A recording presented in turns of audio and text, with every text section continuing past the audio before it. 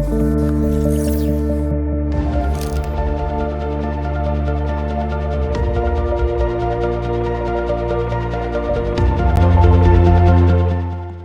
à toutes et à toutes, bienvenue pour cette nouvelle édition de Futurapolis Santé, les nouvelles prouesses de la science.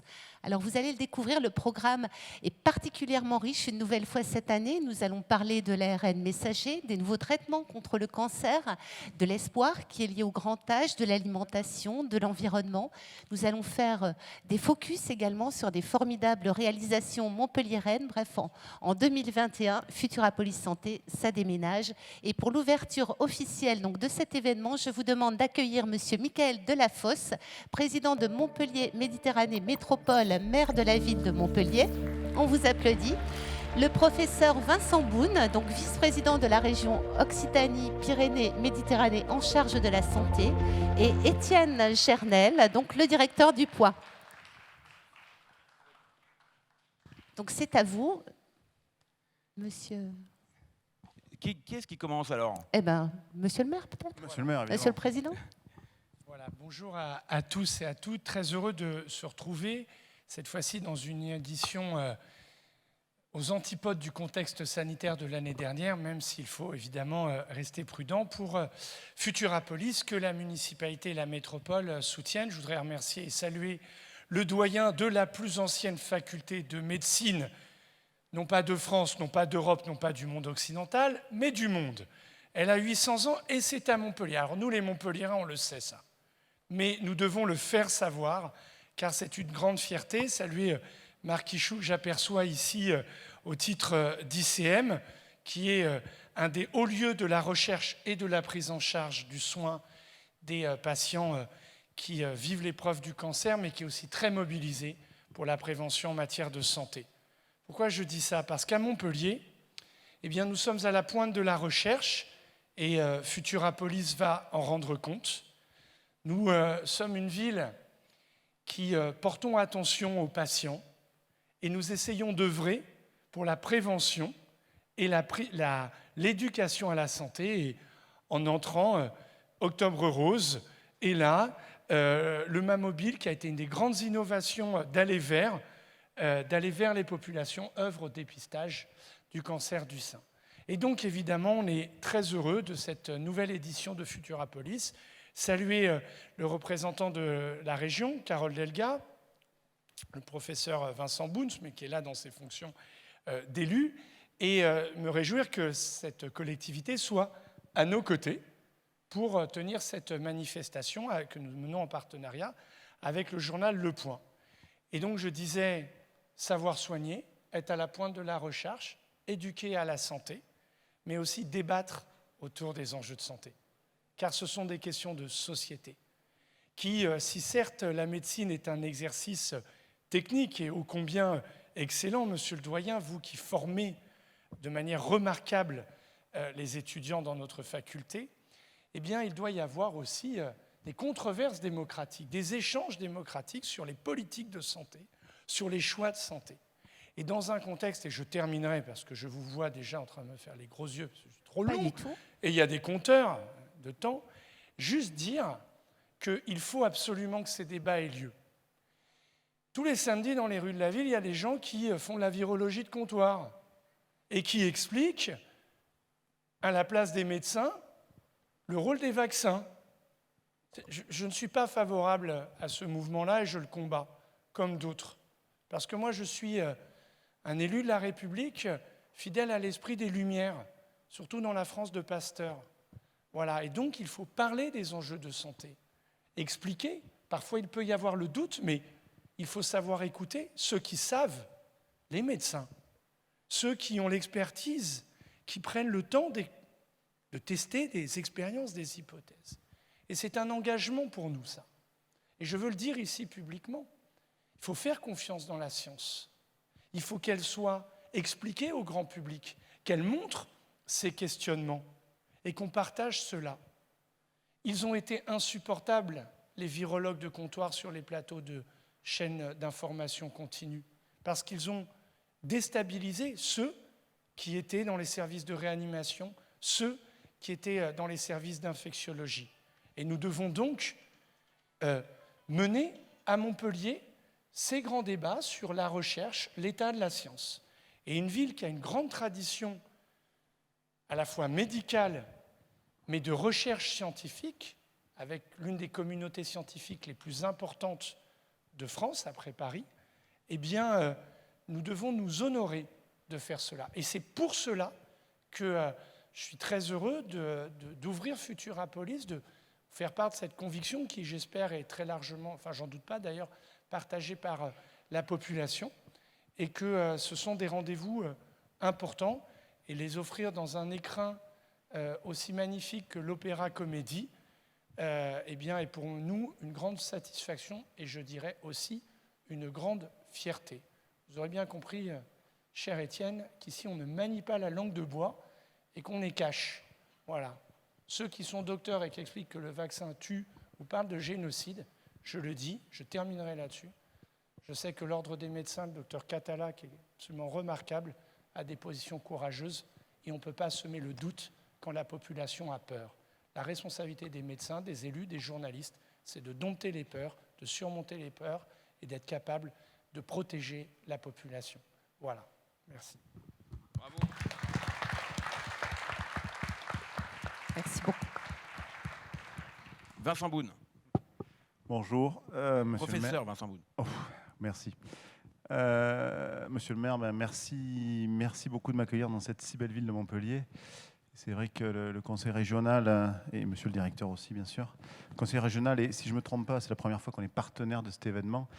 Et pourtant, c'est la 5e édition. Et là, je vais poser une question à mes prédécesseurs. Pourquoi seulement la 5e édition, alors que je vois quand même tant d'excellence sur cette édition-là? Je ne doute pas que les 4 premières étaient importantes.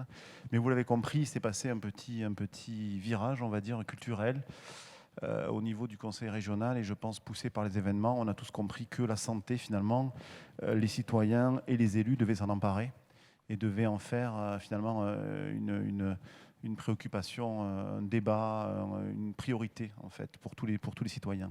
Donc merci monsieur le maire de m'accueillir dans cette belle ville et je vous rejoins sur le fait que, et oui, c'est le Toulousain qui parle, l'université de Montpellier est la plus ancienne. Alors l'universitaire toulousain est un peu dommage et évidemment l'élu d'Occitanie se réjouit qu'il y ait cette pépite au cœur du territoire et tous ces projets autour de la santé. Vous avez raison de porter haut l'excellence en sciences et en santé dans cette belle métropole magnifique en fait et cet écrin dans lequel vous nous invitez. Donc c'est la première édition qu'on soutient et je crois que ce ne sera pas la dernière vu l'excellence des débats qui sont proposés, c'est clair. Encore une fois, le conseil régional, poussé par Carole Delga, que vous connaissez tous, a investi le champ de la santé et souhaite aller un petit peu plus loin. Alors on avait déjà effectivement les compétences au conseil régional, les formations sanitaires et sociales. En gros, c'est nous qui supportons la formation des infirmiers et infirmières pour traduire simplement. L'égalité d'accès dans les territoires et puis un petit peu l'égalité d'accès aux soins. Et là, on s'est un peu arrogé le droit d'aller plus loin et de soutenir des actions massivement, comme ce très beau congrès, comme la rénovation des hôpitaux, comme créer des centres de santé. Et je suis fier, monsieur le maire, d'avoir vu vos services cet après-midi et puis de trouver beaucoup de synergie. Et je reviendrai vous voir pour voir si on peut, et j'en suis sûr, mettre au service de nos citoyens ces très beaux projets de santé, et en particulier sur la ville de Montpellier. Donc on va sortir un petit peu du cadre, et ça c'est important finalement de défricher pour le fils d'agriculteur que je suis. C'est important d'aller ailleurs. Voilà. Il y a aussi du soutien, bien sûr, à l'innovation en santé. Il y a plusieurs projets, je pense, qui ont été soutenus. Je vois avec plaisir le doyen, le professeur Mondin, et on est en train de lancer effectivement un partenariat avec l'université, et en particulier la faculté, pour aller plus loin et pour pouvoir soutenir cette innovation, cette recherche, cette excellence finalement en santé qui est portée par ces très beaux projets. Voilà. Alors j'ai lu vraiment attentivement le programme. Alors je suis désolé, mais je m'y suis pris trop tard pour rester, mais je resterai les prochaines années parce que je vous garantis qu'on reviendra. C'est un très beau programme, il y a beaucoup de richesses et je vous rejoins, monsieur le maire, quand vous dites qu'il faut que les citoyens s'emparent des débats et qu'il y ait de la science argumentée. C'est notre vie, c'est ce qu'on appelle nous l'évidence-based medicine. En gros, la science ne fait pas de politique, mais la science a des faits, la science doit être débattue, interprétée, mais à l'aune de faits prouvés. Et c'est finalement ça qui fait la richesse, entre guillemets, et la force de la médecine actuelle. Et malgré tout, merveilleusement, on arrive quand même, j'ai l'impression, à sortir un petit peu de la crise de la Covid grâce à la science, grâce à l'évidence de la médecine et grâce à l'excellence des soins qui sont prodigués, entre autres, à Montpellier. Voilà. Merci beaucoup. Merci beaucoup. 35 secondes, mais oui, je vous dis au revoir. Pardon. Non, j'allais juste finir en disant que je remercie tout le monde de m'avoir invité. Pour moi, la médecine, c'est avant tout une aventure humaine. Et c'est fait vraiment chaud au cœur d'être ici, au milieu de gens que j'apprécie, au milieu d'amis. Vous voyez, c'est pas très long. Et réellement, merci Monsieur le maire et merci Monsieur le directeur de nous avoir invités à cet événement. Et merci d'être là. Merci beaucoup, on peut l'applaudir à nouveau. Futurapolis Santé, épisode 5, c'est parti. Un grand merci à notre hôte Mickaël Delafosse, maire de Montpellier et président de la métropole. Merci de nous accueillir dans cette ville qui est un écrin, vous l'avez rappelé, pour la santé et pour la médecine depuis quelques siècles, 8, hein, ça fait quand même pas mal, qui est dans cet écrin ici de l'Opéra Comédie, qui est quand même l'un des plus beaux endroits que j'ai jamais vus. C'est extraordinaire. Un merci qui n'a rien à voir avec le sujet d'aujourd'hui, mais qui compte, puisque nous sommes un journal sur la liberté d'expression. Et là, je veux rendre hommage à l'école Samuel Paty, parce que tout le monde n'a pas ce courage-là. Et il ne faut jamais oublier. Nous dénommons une école Samuel Paty. Voilà, et on peut l'applaudir. Ce n'est pas la peur qui guide l'action, ce sont les convictions. Voilà. C'est très important parce qu'il ne faut jamais oublier que dans l'assassinat de Samuel Paty, c'est la liberté d'expression. Et donc ce sont c'est le cœur de ce que nous sommes et de ce que nous voulons défendre qui est en jeu. Bravo pour ce courage. Je reviens quand même à la santé, mais la santé, le savoir aussi, on vous en avait parlé, c'est les mêmes questions. Et c'est la science, le progrès, des valeurs qu'il faut défendre, et on est là pour ça aussi, donc on est là pour parler des scientifiques, des découvertes, pour apprendre, on pourra apprendre beaucoup, et puis pour parler de ce qui bouge, parce que vous avez remarqué le thème cette année, c'est ça déménage, oui, ça déménage la science, des nouveaux traitements contre le cancer, par exemple, des nouvelles manières de regarder la santé en intégrant l'environnement, par exemple. Ça, c'est une préoccupation qui existe depuis longtemps, mais enfin qui prend des proportions évidemment inédites aujourd'hui. On voit bien que tout le monde est préoccupé par ça. Ça déménage également dans la manière de regarder la santé, parce qu'on élargit les sujets cette année dans Futurapolis Santé. On va parler de politique publique. Oui, il faut mettre les sujets sur la table. Par exemple, de décentralisation. C'est un sujet, on va parler de tout. Vous savez, Mark Twain avait cette expression, il disait « les vaches sacrées font les meilleurs hamburgers ». Et donc, il ne faut pas avoir peur d'adresser les sujets. À Montpellier, on parle cash, et bien exactement, c'est ce qu'on va faire pendant cette édition de Futurapolis, où l'on réapprend à vivre en physique, puisque quand même, c'est quand même sympathique, et tout en ajoutant en gardant cette brique numérique qui est fondamentale et qui a progressé dans des proportions ahurissantes. Et d'ailleurs, c'est bien, pendant la pandémie, vous êtes des milliers à nous regarder sur Facebook, sur Instagram, sur Twitter, sur lepoint.fr, etc. Donc c'est parti en physique, en numérique, et c'est parti pour EdCash. Merci à la région qui nous rejoint, et c'est le premier vice-président chargé de la santé de la région Occitanie. Je pense que ça signifie quelque chose, et on va y revenir évidemment dans la table ronde sur la décentralisation. Merci à vous pour votre attention, et puis c'est parti, on y va. Merci, on vous applaudit tous les trois. Merci pour cette ouverture officielle. Et effectivement, c'est parti, et on se retrouve dans 2 petites minutes pour une première table ronde très très riche qui va être consacrée donc à Med-Vallée, la dynamique santé tournée vers l'avenir. On se retrouve dans 2 minutes avec Mickaël Delafosse, avec Étienne Gernel et leurs invités. Je vous dis à tout de suite.